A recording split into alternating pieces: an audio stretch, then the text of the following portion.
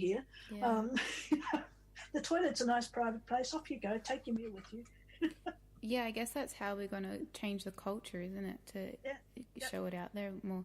There's a I'm not sure if you've heard of this project called the Australian Breastfeeding Project. So Yes, I have. It's yeah, lovely.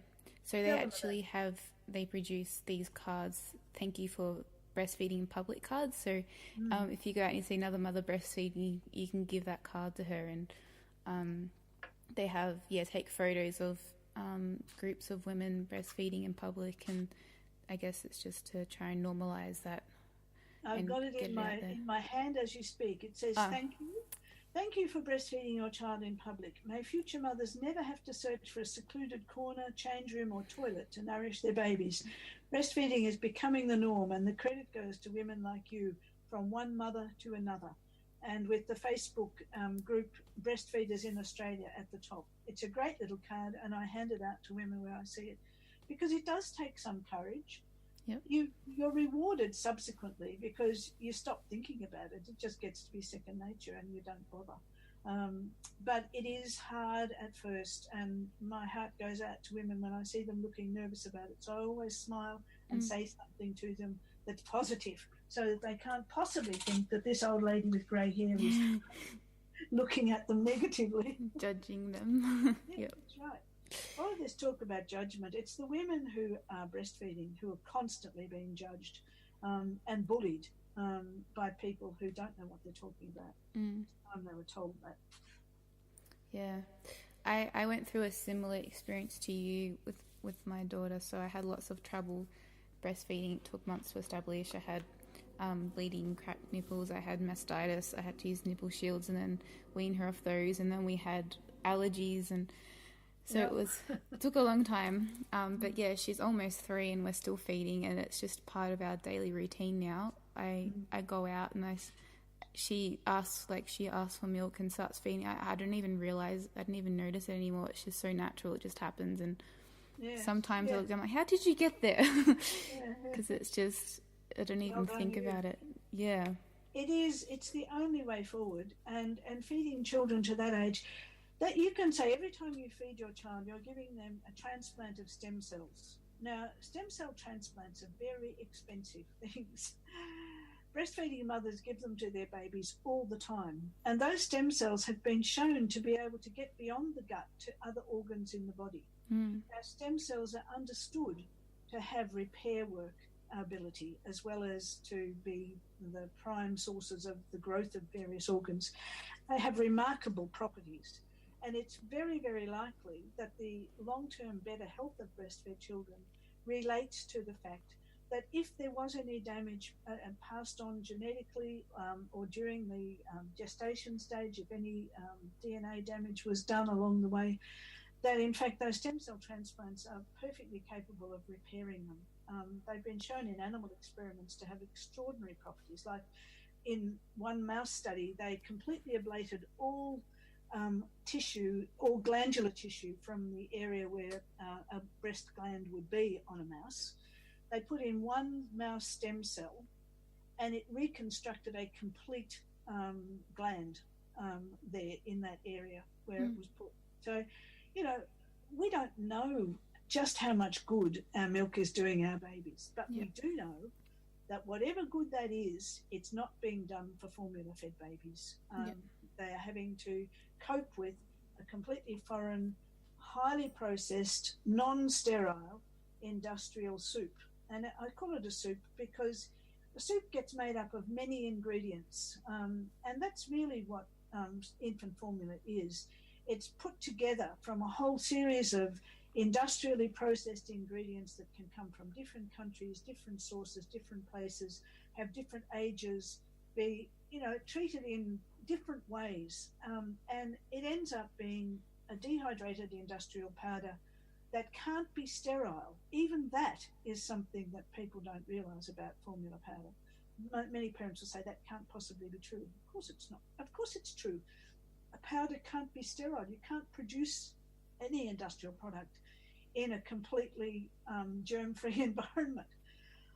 So you've got this situation of you don't know what you're feeding your baby, and really there's so much more that could be said about it. But if people read Milk Matters, they'll discover for themselves just how perfect that so-called perfect, one of the most offensive slogans ever invented was on some of the Wyeth formulas, the perfect mix of science and love.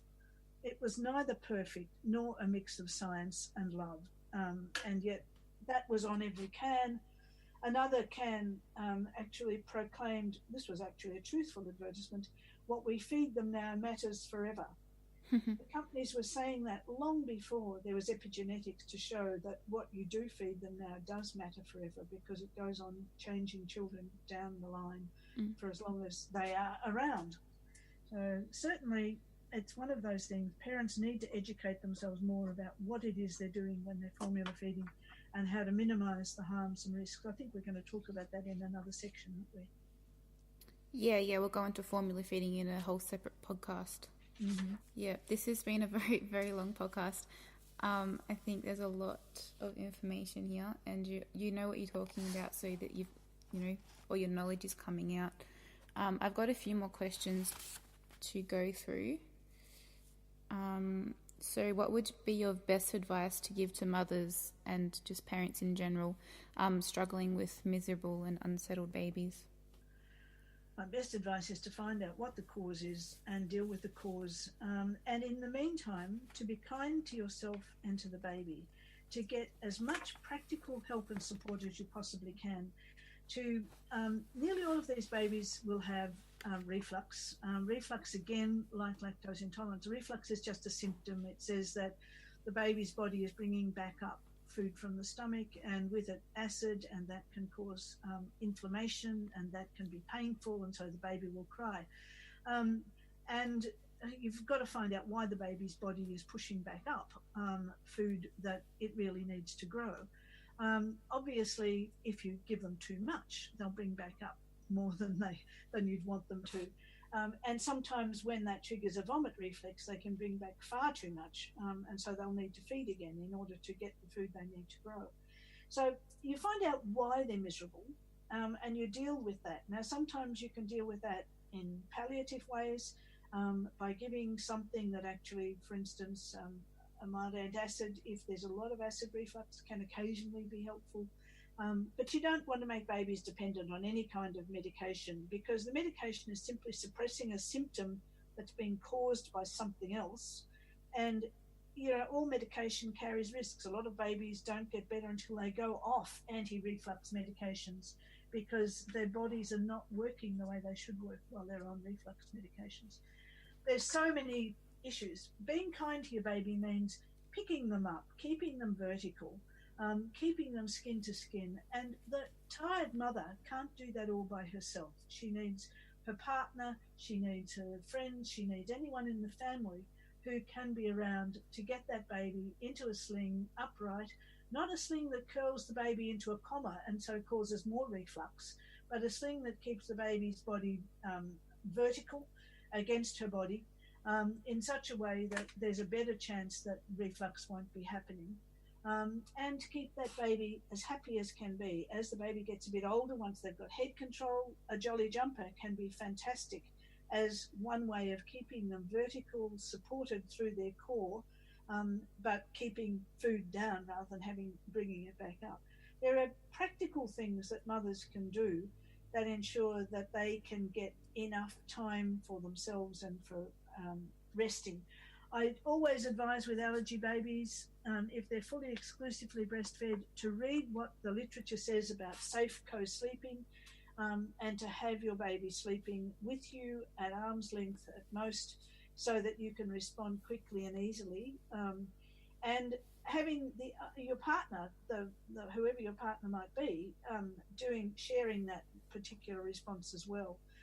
Certainly the breastfeeding mother is more likely to be responsive to the very early infant, but as babies get older, and the risk of SIDS has receded dramatically, Certainly partners can be the ones who are next to the baby and who reach over and pat and comfort that baby and rub their tummy and help them to get back down into sleep if that's what they're needing, or pass them over to the mum who can give them a quick feed and then put them back down. So do the things that mean you can cope, even if, and they work for your particular baby, regardless of what other people might say. And generally, the fact is, people say, happy baby, happy mum, happy baby. It's exactly the other way around. You have to have a happy baby before you'll have a happy mum. Yep. The idea that somehow mothers can go off and be happy while their babies are being miserable is not a good one to encourage by any means. That's the kind of thing that encourages detachment rather than attachment between mothers and babies.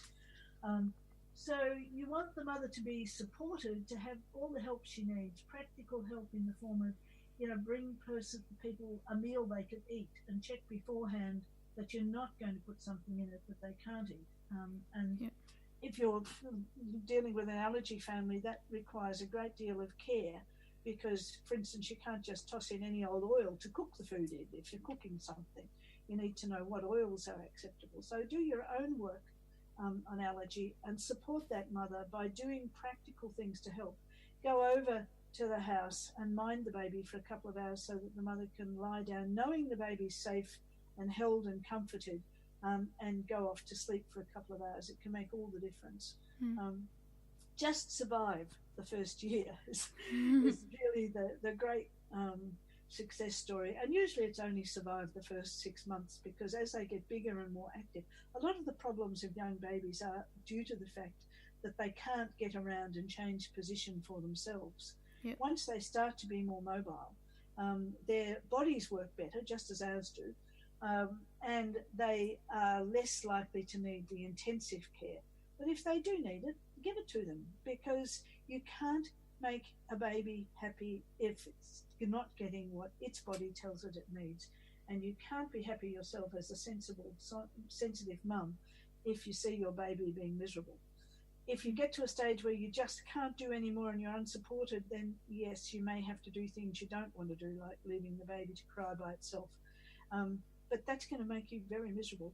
It's not possible. Babies crying is actually something that's distressing to every person that hears it until they've been conditioned by lots and lots of repeated advertising to say, well, that's what babies are.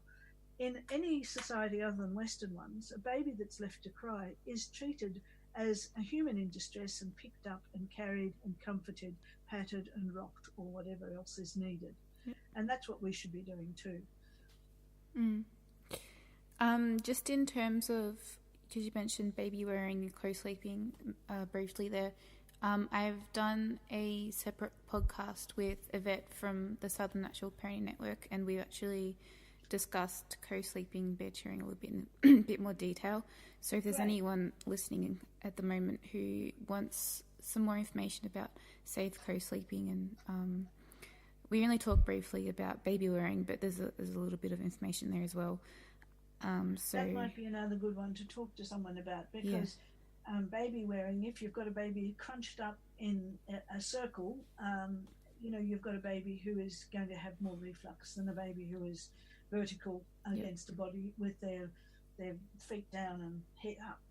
So it's one of those things where there's a lot of slings on the market and people need to see what works for their individual baby. But as I say, something like the Jolly Jumper can be an absolute lifesaver, because it does give you that time to do something else, knowing that the baby is safe, the baby can see you, you can talk to the baby can be exercising, and they love it once they get used to the Jolly Jumper. They actually really enjoy bouncing around and doing things for themselves, and that's all good exercise as well.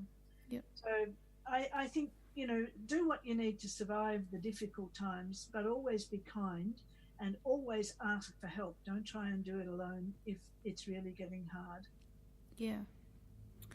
I just got a couple more questions, so we'll just do those two and then we'll wrap up.